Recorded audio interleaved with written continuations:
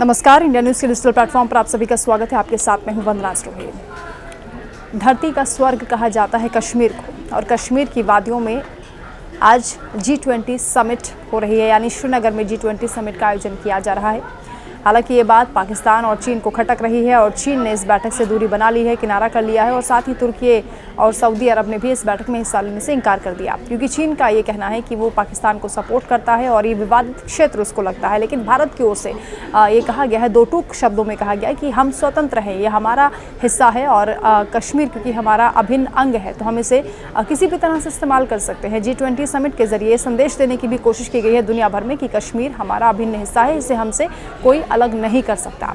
और भारत पूरी तरह स्वतंत्र है कि वो कश्मीर में किसी भी तरह की बैठक आयोजित कर सकता है। हालांकि जो बड़ी बात है वो ये यहाँ पर कि 26/11 जैसे हमले की भी साजिश यहाँ पर रची गई थी, लेकिन सेना की मुस्तैदी ने, सुरक्षा बलों की मुस्तैदी ने उस साजिश को भी नाकाम कर दिया है। एक जैश का आतंकी गिरफ्तार हुआ और उसके बाद से उसने खुलासा किया है। इसलिए गुलमर्ग में पहले जिस होटल में इन मेहमानों को ठहराया जाना था, क्योंकि 17 देशों के लगभग 60 प्रतिनिधि यहाँ पर पहुँचे हैं, डेलीगेशन पहुँचा है जो G20 समिट में हिस्सा ले रहे हैं, उनके लिए व्यवस्था गुलमर्ग में की गई थी। लेकिन उस होटल में फिर उन्हें ठहराने से मना कर दिया गया, क्योंकि वहाँ पर जैश के आतंकी ने खुलासा किया कि वहाँ विस्फोट हो सकता है या धमाके की तैयारी वहाँ पर की गई थी। तो आप देखिए कि पाकिस्तान की किस तरह से रणनीति रही है भारत के खिलाफ। G20 समिट उसकी आंखों में खटक रही है। हालांकि कश्मीर के लोग बहुत ज़्यादा खुश हैं, क्योंकि उन्हें ये लग रहा है कि अब यहाँ पर पर्यटन बढ़ेगा, उद्योग बढ़ेगा और बाज़ारों में रौनक होगी, क्योंकि इंटरनेशनल ये समिट यहाँ पर हो रही है।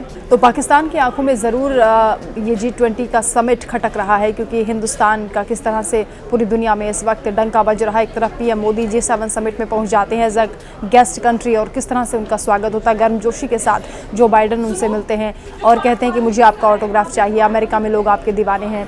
उसके बाद पापुआ न्यू गिनी में किस तरह से PM मोदी का स्वागत होता है, वहाँ के प्रधानमंत्री जेम्स खुद PM मोदी के पैर छूकर उनका स्वागत करते हैं। सारे रीति रिवाजों को तोड़कर वहाँ पर जो परंपराएं हैं उसके मुताबिक PM मोदी का स्वागत किया जाता है।